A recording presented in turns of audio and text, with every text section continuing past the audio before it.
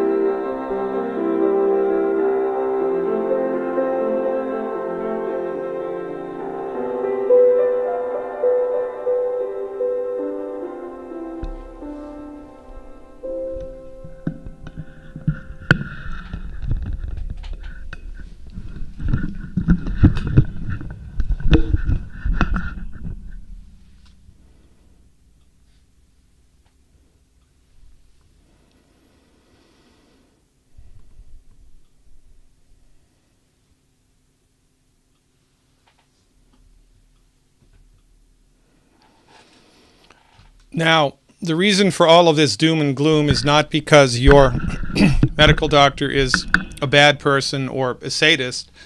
It's because your MD is trained in a philosophy of medicine which is old-fashioned, outdated, and inconsistent with the reality of the human experience. But mental inertia being what it is, it will take generations to die out and be trained or understand new ideas, the ideas that the naturopathic doctors, that the Ayurvedic doctors, that the traditional Chinese medical doctors and acupuncturists are talking about.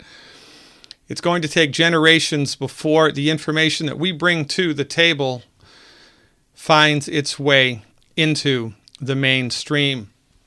Your medical doctor may be the nicest person that God ever created, but your medical doctor does not know what's best for you. They only know what they've been trained in, and what they've been trained in is one particular type of medicine. It's referred to as allopathic medicine. Allopathic medicine is based upon a reductionistic philosophy, which argues if it can't be measured, it does not exist. Since nobody has ever dissected the soul out of the human body, nor seen it with an MRI, a CT scan, or an ultrasound, it doesn't exist.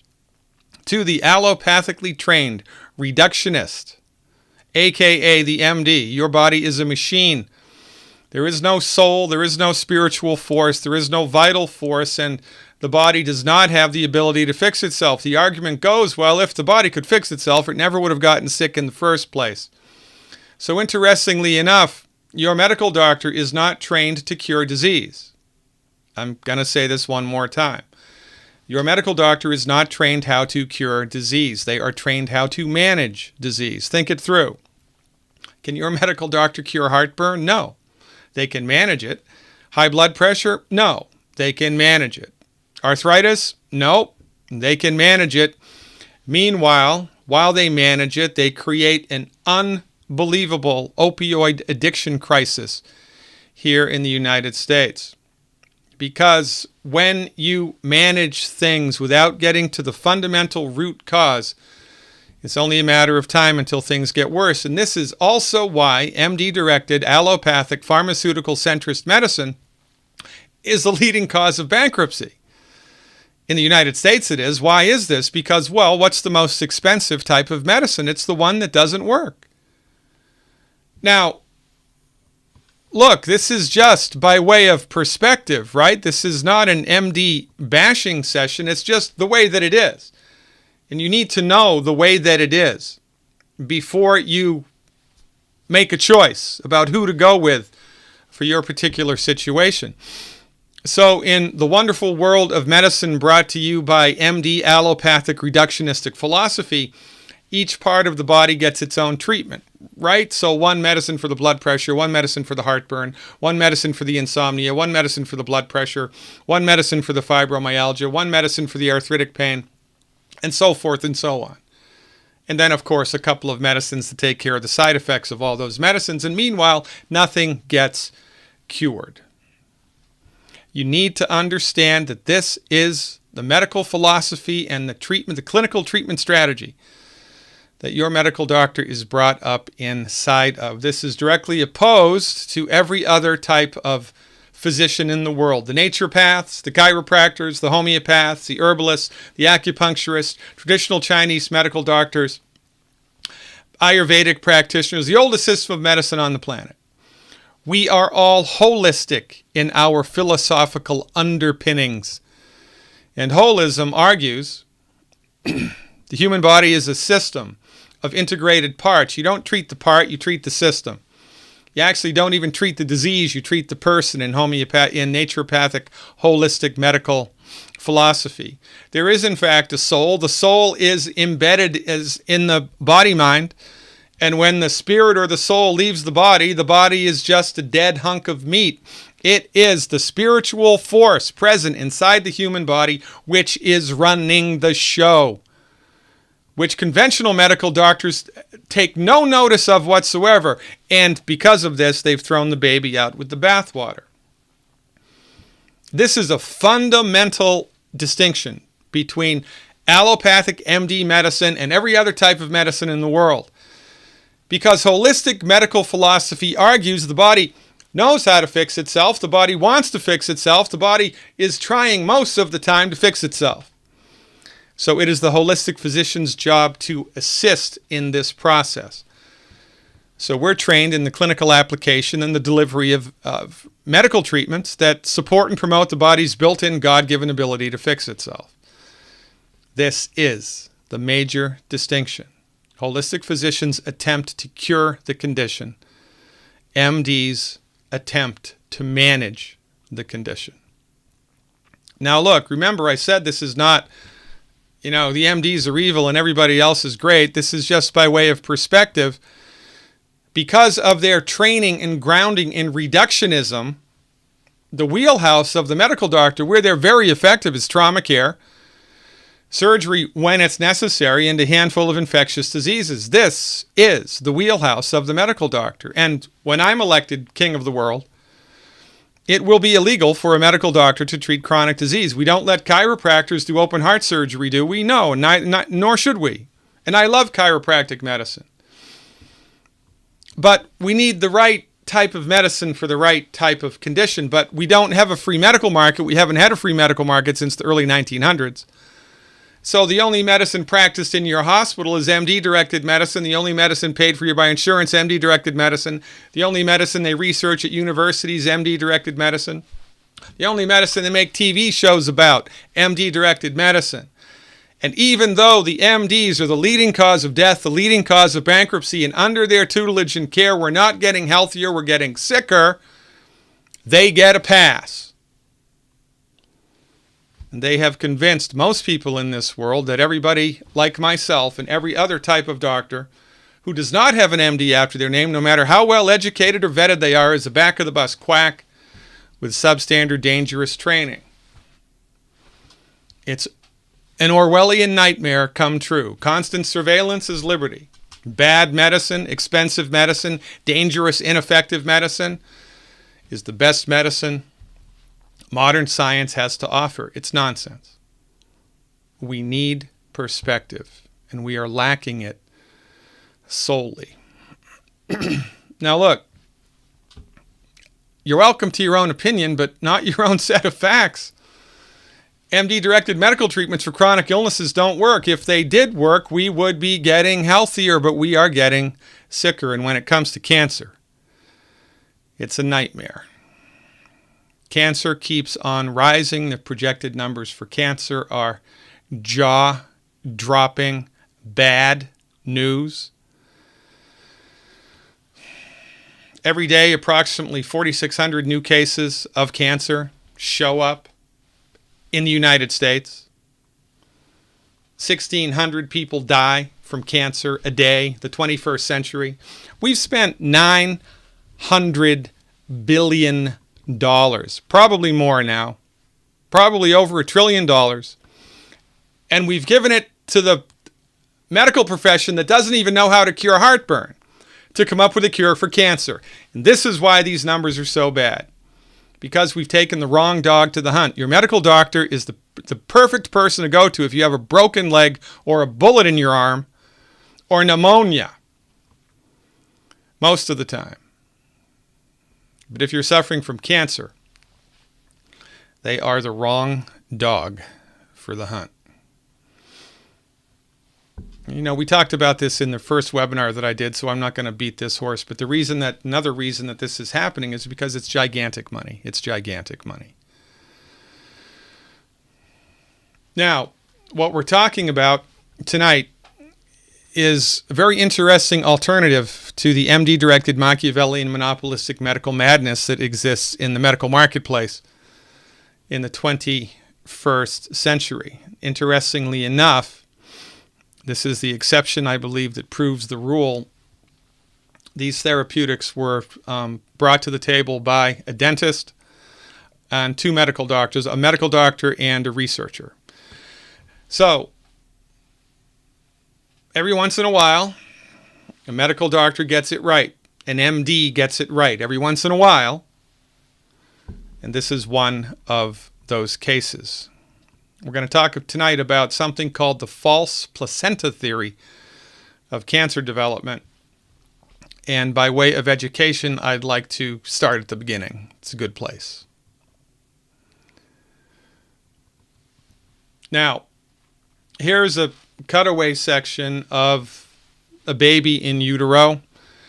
On this side of the screen is the front of the mother's body, the belly, and on the back side of the screen is the rear end. You can see the backbone there.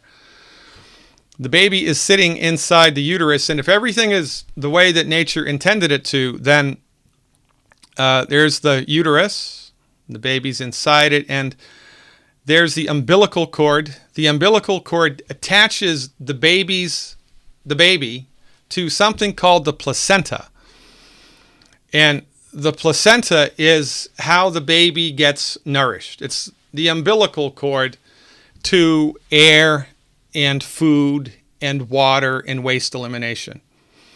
The baby's swimming in an amniotic fluid. The baby is underwater when it is inside the mother's body, and it is the umbilical cord that keeps everything going, and the umbilical cord is attached to the placenta, which is an unbelievably fascinating part of the body.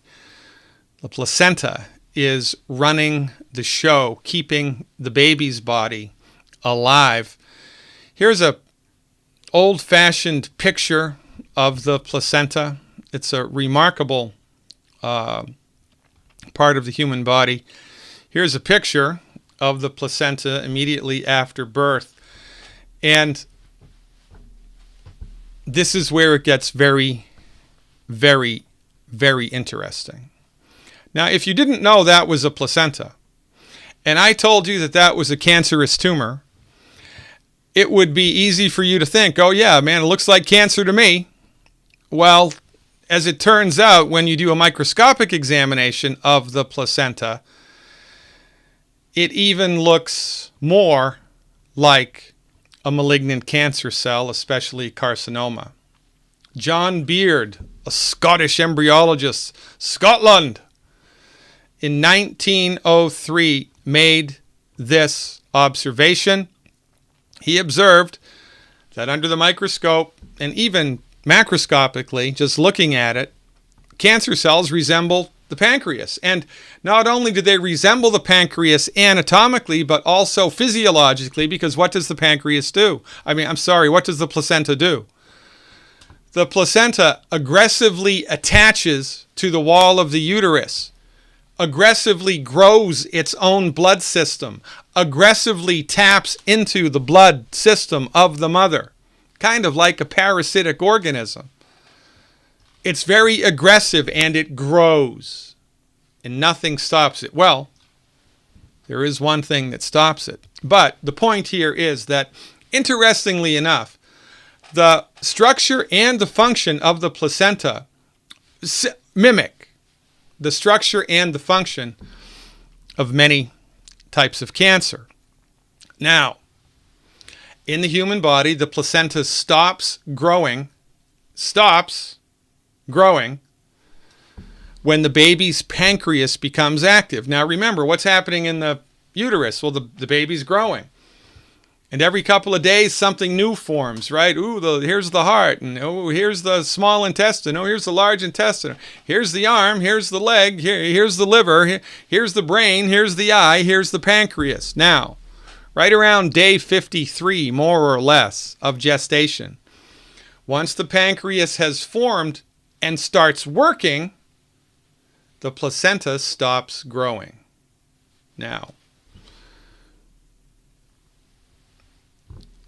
John Beard made the observation, the assumption, he promoted the notion that there must be something that the pancreas secretes in order to halt the growth of the placenta. There must be something that the pancreas secretes, because that's just too big of a coincidence to overlook.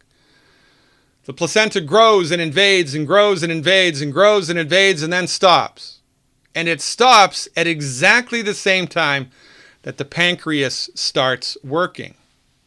So he took another step and he extracted pancreatic enzymes from animals.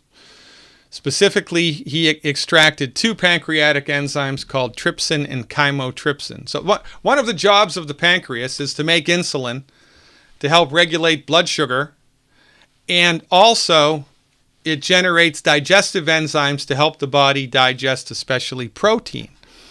Two of these enzymes that Beard focused on were called trypsin and chymotrypsin. So he extracted these enzymes from animals because these enzymes are virtually impossible to synthesize. Even in the 21st century, we can't make these up in the lab. We'll talk about that in a minute. So he injected the pancreatic enzymes into animal tumors and human tumors, and they shrunk. Cancer tumors shrunk. Imagine that. He published his results in the Journal of the American Medical Association, and he also wrote a book about it called The Enzyme Treatment of Cancer. Shortly after his work was published, it was put aside in favor of chemotherapy. We all know how unbelievably ineffective chemotherapy is. If you don't know how unbelievably ineffective chemotherapy is, please watch the first cancer webinar that I did called Cancer Chaos. It tells you the chemotherapy treatment outcome by the numbers. Again, you're welcome to your own opinion, but not your own set of facts. So, John Beard, in the early 1900s, made a remarkable observation. I mean, this guy was a real scientist, right? We observe and we think it through, and then we make a postulation, a scientific assumption, then we attempt to prove it. He did it all the way through. But then, because I believe of financial interests by the pharmaceutical industry and the chemotherapy juggernaut, this treatment was brushed aside by the winds of history, and most people, well, it kind of fell into darkness until just a little while ago. And I'm going to tell you the two men that brought John Beard's theory back into active practice.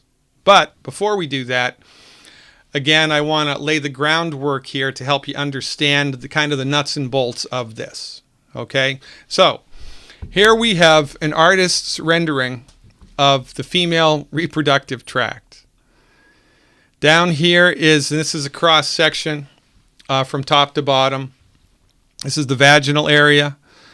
This is the uterus right here, the uterine wall. This is an ovary. And on the other side, there's also an ovary, two ovaries, right? And on the other side, they cut it in half to give you a cross section to kind of show you what's going on. And this is what happens in a woman's body every month that she's having a menstrual cycle. The uterus pops out an egg. It's called a secondary oocyte.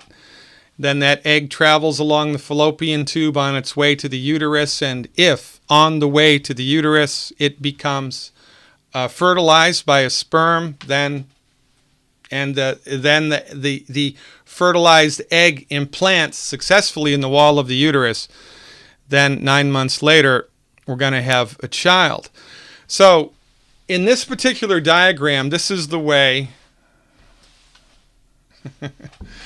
that the maturation of the egg and then the fertilized egg goes. And, you know, scientists have all these names for the different stages, right? There's the zygote and the oocyte, and for goodness sakes, this next one, the morula, right? Now, who thinks these names up, by the way? Interestingly enough, one of the things that the American Medical Association did in the early 1900s, so right around 1930, when they gained complete control over the education and delivery of medicine in the United States, and that power was granted to them by Congress after something called the Flexner Report. One of the things they did to solidify their spot at the top was introduce Latin into medical terminology. Before 1930s, Latin wasn't a big part of medicine. Every now and then, But it wasn't until the American Medical Association did this wholeheartedly across the board that they effectively, by introducing Latin into medical education and medical research, took the fundamental concepts of medicine away from the common person and gave them only to the selected few who had the education. So for goodness sakes, the morula, right? Are you kidding me? I guess the guy that named it that was a fan of Tolkien. Yeah, morula. I am morula, an orc from Middle Earth. It's nonsense. But that's the way that it is in the wonderful, misbegotten world of modern medical science. Now, the next stage in the development of the cell. So this little single cell egg that's popped out by the ovary becomes fertilized by the sperm, and then it starts to divide. First into 2, and then into 4, and then into 8, and then it keeps going and keeps going and keeps going. A very interesting phase of this development is the formation of something called a blastocyst. Again, how did they come up with that name? God only knows. But the blastocyst is the part of the development of the human body which actually becomes implanted on the inside the uterus, and then the real business of forming a human being begins. The blastocyst is the key to this. And let's take a look a little more closely at the blastocyst. Now, again, this is visualize like a basketball that's been cut in half. Okay? This is this artist's representation of the blastocyst. In the bottom here, in this particular rendering, we've got a bunch of cells that turn into you, the human being. They are referred to collectively as the embryoblast at this particular stage of fetal development. These cells up here that go all the way around the edge of the blastocyst form the placenta. They're also have something to do with the formation of other parts of the child's body, but the trophoblast along the wall of the blastocyst are the cells which form the placenta. Now, these two types of cells, the trophoblasts and the embryoblasts, are what researchers make stem cells from. You've heard of embryonic stem cell research? Well, this is it. It's the trophoblasts and the embryoblasts that stem cells are derived from. Fascinating, very controversial field of medical research because, of course, none of this happens until the egg has been fertilized. So this begs the question again, when does life begin? And is it okay for scientists to go in and kill the developing person in order to secure the stem cells? And again, it enters into the question, well, if the child dies, heaven forbid, before these cells have matured into the next level, can we harvest them? I mean, is that ethical? I'm not going to answer that question tonight, but nonetheless, the blastocyst is the key thing to understand here when we're understanding the false placenta theory of the development of cancer. You with me? Okay. Kira, are you with me? Okay, so let's keep going. Now, what Beard postulated and discovered was that there are cells which mimic, well, there are trophoblastic cells that he referred to as germ cells, which are floating through the blood and are in many different parts of the body, not just the developing human egg.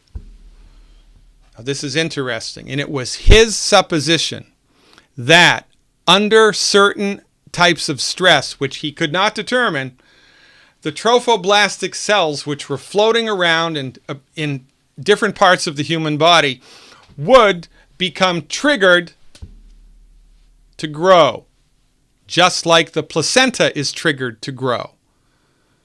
And this was his theory on one of the origins of carcinoma, one of the origins of cancer, that it was a trophoblastic cell in a distant part of the body, away from the uterus, which for biochemical or who knows what reason, that trophoblastic cell became triggered to grow. And of course, that's what cancer cells do very effectively. They grow and they grow and they grow, and you can't stop them growing. Now, another thing that bolsters Beard's supposition here that cancer cells are false placenta cells is one of the things that the trophoblasts do is they secrete a hormone called human chorionic gonadotrophin, HCG. Now, most people know that if you think you're going to be pregnant, you go to the pharmacy and you get a home pregnancy test and you pee on the little stick, and that little stick tests for the presence or the absence of HCG, human chorionic gonadotrophin. Because if you're pregnant, you're going to have HCG in the urine after day 53, because that's when the trophoblasts are actively secreting it. Interesting, right? Well, this then begs the question, well, if Beard was correct and a cancer cell is a trophoblast gone rogue somewhere else in the body, then it must be associated with increased levels of human chorionic gonadotrophin. And what do you know? Over 80% of cancer cells, 80% of cancers secrete HCG or a variant thereof. 80% of tumor cells secrete human chorionic gonadotrophin or a variant thereof. And you would think that medical science would go, aha, let's work this backwards and think it through. But they don't, because we don't have a free medical market. And most medical doctors are intellectual cowards. They're not going to rock the boat. They're going to do what they were taught in school. And they certainly weren't taught this in school. That's why it's called alternative treatments, which, by the way, is one of my least favorite expressions. Calling, what naturopathic doctors do, what other types of physicians other than MDs do, or what enlightened MDs do, alternative, is like saying the only real type of dog is a German Shepherd and every other dog is an alternative dog. It's nonsense. That's just a little pet peeve of my own. 80% of cancers secrete HCG or a variant thereof, and the scientific community does not give a damn. They're perfectly happy with generating radiation treatment, surgical treatment, and chemotherapy, which makes them rich and does not work. Max Planck said it best, the guy that discovered quantum physics. Science progresses one funeral at a time, because most scientists are anything but open-minded and intellectually courageous. Most scientists toe the line, even if it's a bad line. And that's just the way that it is. Now, this false placenta theory of Beard's was revisited in the early 1900s by William Kelly. He's a dentist, DMD, and Nick Gonzalez, who was a medical doctor. And Nick Gonzalez died under mysterious circumstances a year ago. God rest his soul. But in any event, this is kind of the evolution of how this false placenta theory started to come back into the light. Dr. Kelly developed pancreatic cancer, and he cured himself of pancreatic cancer. He cured himself of pancreatic cancer, and he did it with enzymes based upon Beard's work. He wrote this book, and it started to make waves. It started to enter into the mainstream, and conventional medicine says, well, look, we got to find out whether this is real or not. Basically, they were trying to debunk it, so they hired Dr. Nick Gonzalez, an MD, to review Kelly's work, not only with himself, but with hundreds of other cancer patients. After Kelly successfully cured himself, he turned around and started delivering his enzymatic therapy to other people who had cancer with remarkable success. American Medical Association got wind of this, sent in Gonzalez to investigate it. Sloan Kettering specifically paid Nick Gonzalez, Dr. Gonzalez, to go visit Dr. Kelly, look at his medical records, and debunk it. Well, Dr. Gonzalez did, and he did his due diligence. And you know what he said? He said this guy's onto something because his treatments are effective and they work. They're effective and they work. A rare medical doctor lifts his head up above the masses and speaks the truth. Now, then he was awarded a $6 million grant by the National Institute of Health. A $6 million grant to figure this stuff out that Kelly did. Figure it out. Let's figure it out. $6 million. So he started to figure it out, and he did this at the university. I'm going to tell you what the university is in a minute. I'm going to read you here something from the website about what happened in Nick Gonzalez's research. So he did research to prove what Kelly was doing, but the research failed. And the research didn't fail because it was incorrect. It failed because it was sabotaged by the people who were conducting the research. And Gonzalez wrote a book about it. Here's an excerpt from it. In 1998, Nick Gonzalez, MD, received the National Cancer Institute approval for a clinical trial to evaluate his nutritional enzyme approach in the treatment of patients with pancreatic cancer. Though Dr. Gonzalez hoped the venture would initiate cooperation, between conventional scientists and serious alternative researchers, problems plagued the study from its inception. The design discouraged patient participation, oncologists discouraged patients from joining, and at times pressured those already admitted for nutritional therapy to change to the conventional treatment. The NCI turned over all patient selection decisions to the principal investigator, who, as it turned out, helped devise the chemotherapy regime that was used as a control treatment, and it goes on and on and on. The research that Dr. Gonzalez attempted to do was sabotaged by the researchers.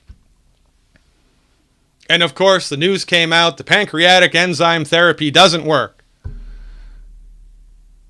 And Dr. Gonzalez wrote a book about it, explaining the corruption and what went wrong inside of the research paradigm. Because most people on the street don't know these distinctions. They think that the medical professional, is really trying to do a good job, and it's not like that. In any event, this was a big, bad voodoo daddy as far as disseminating this information to the masses. But Dr. Gonzalez continued in his private practice in New York City to treat cancer patients with this method. And then he died a year ago. Found dead in his apartment, died of cardiac reasons, foul play, no foul play, nobody knows. But he was not an unhealthy human being. Interesting that he would die under seemingly strange circumstances. But the work that he does goes on. And here is basically the false placenta theory treatment in a nutshell. large oral doses of pancreatic enzymes are given, and this is a problem because you can't go into a laboratory and manufacture pancreatic enzyme. Biochemical science hasn't figured out how to do that yet. So in order to get pancreatic enzymes, you have to extract them from pigs, extract them from cows. You have to get them from a living animal. And that's a costly endeavor. And these are large doses that Dr. Gonzalez was talking about, and also Dr. Kelly. 45,000 milligrams a day. 45,000 milligrams a day. That's 4.5 grams. 4.5 grams of pancreatic enzymes a day. The best one that they seem to get most clinical results with is something called alpha-chymotrypsin from a pig. Alpha-chymotrypsin, porcine alpha-chymotrypsin. Treatment costs about $2,000 a month. Difficult for a lot of people to stomach, pun intended. And that's a lot of pancreatic enzymes. It's a lot. But this was his theory, right? You also give medical nutrition and naturopathic therapeutics, naturopathic cleansing therapeutics like coffee enemas, liver support, nutritional and herbal liver support in order to support the pancreas in its ability to manufacture its own trypsin and chymotrypsin and alpha-chymotrypsin, and also to help the body to detox, because interestingly enough, one of the downsides of this therapeutic is that it worked. And as the tumors started to become dissolved, the body couldn't handle all of the waste from the dead tumor cells. So patients developed toxemia from the death of the cancer cells in their body. Now, why doesn't conventional medicine look at this? Again, it's intellectual cowardice, and you're paying the price for it. What we need here is somebody who has lots and lots and lots and lots of money to privately fund research like this in some country other than the United States, because it ain't going to fly here, ladies and gentlemen. It ain't going to fly. The Food and Drug Administration does not work for the American consumer. It works for the pharmaceutical industry. And that's just a fact. It's not conspiracy theory. And the reason why information like this, clinical treatments like this, are alternative is because we don't have a free medical market. So sometimes one of the aspects of this therapy was surgically remove as much of the tumor as you can, because that's going to decrease the amount of dead cancer cells that the body has to try to get rid of. Make sense? And see, the problem with conventional chemotherapy is, oh, I'm in remission. Yeah, but only for a month or a year. Its cancer comes back, Jack. And it comes back with a vengeance. It doesn't just come back. It comes back with a vengeance.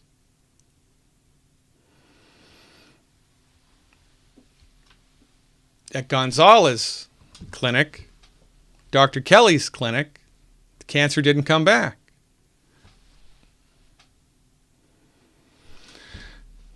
And I'm the quack. So here are some resources for you to educate yourself. And interestingly enough, inquiring minds want to know, why do we have to educate ourselves? Isn't this the oncologist's job? Isn't this the doctor's job? Isn't this the medical profession's job to figure this stuff out and provide it for us? Isn't it their job? Why do we have to figure it out? Because we don't have a free medical market. That's why. This first link here, internetwchaos.com, is a very interesting site. It's an old site, but it has some really pretty good information and pretty good links to kind of help you understand the bigger picture here. Dr. Kelly's website, he died a long time ago, but his there are people that are helping to disseminate the information that he discovered in his clinical work, drkelly.info. And of course, the Dr. Nicholas Gonzalez Foundation, dr-gonzalez.com. really good information here, ladies and gentlemen, which regretfully you have to bring yourself up to speed with. I mean, that's tantamount to, you've got a $50,000 automobile. You got a BMW. You worked hard. Finally, I've got my dream car, and something goes wrong with it. And instead of taking it to the BMW dealership, you have to read books and books and books about the mechanics of the BMW and figure out how to fix it yourself. You wouldn't put up with that, but that's exactly what we have to do here when it comes to cancer treatment. And where's the outrage?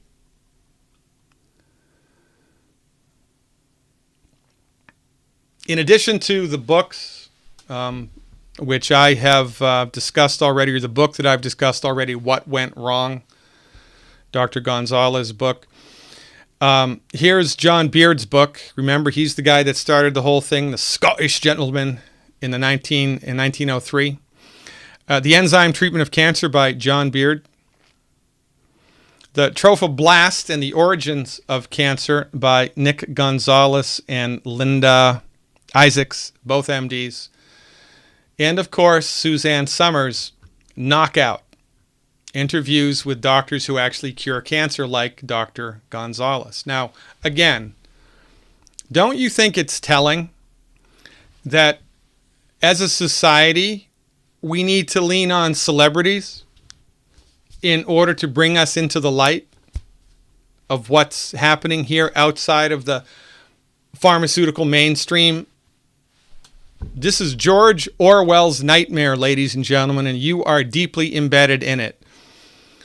We have been socialized to believe that the medical doctor is the only person who has the secret decoder ring to all things medical, and everybody else is a back-of-the-bus quack with substandard training.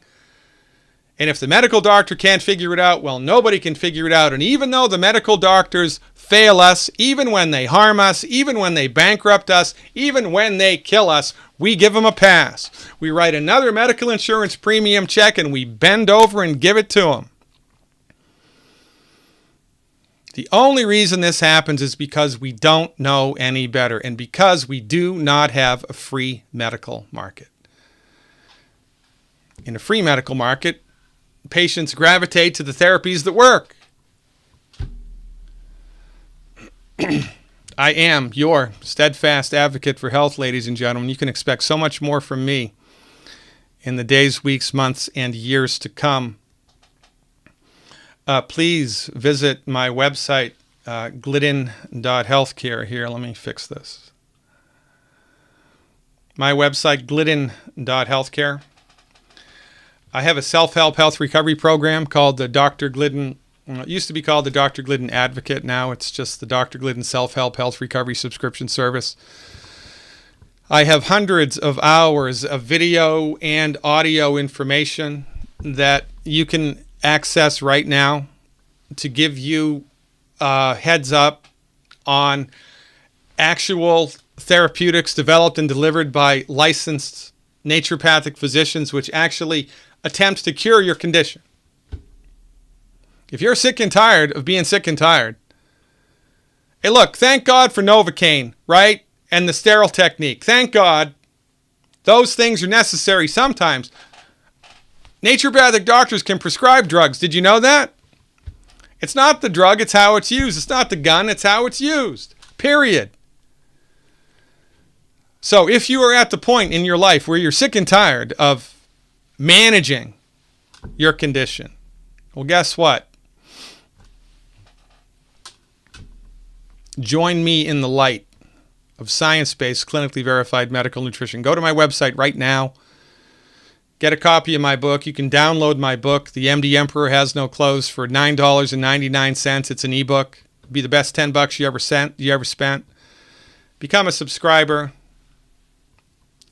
Access this information and get yourself into the game of healing.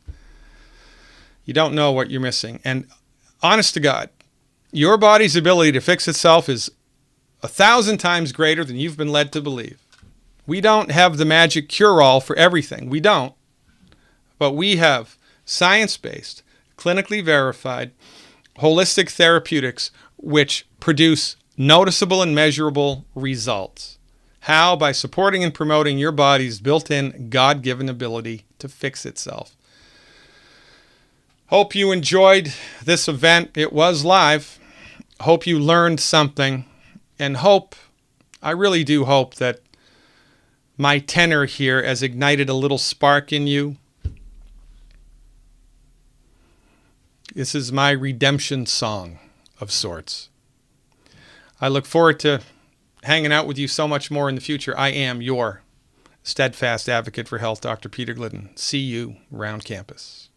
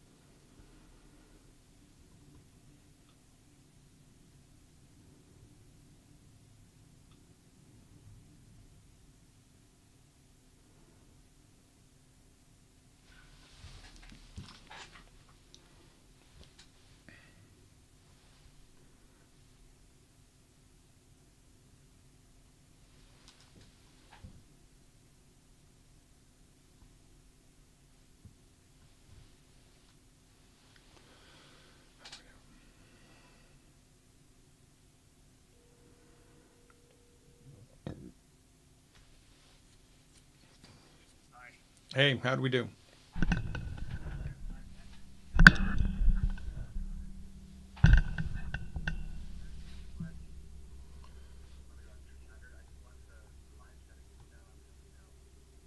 Okay, great. Yeah, very good. All right, excellent, Skipper. All right, I'm going to put it in the drive right now.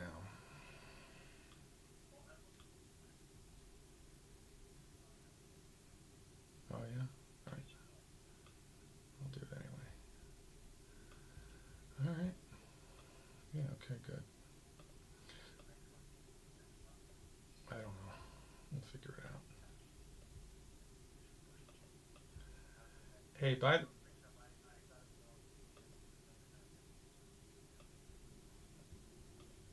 yeah. Well. Yeah. It sorted itself out.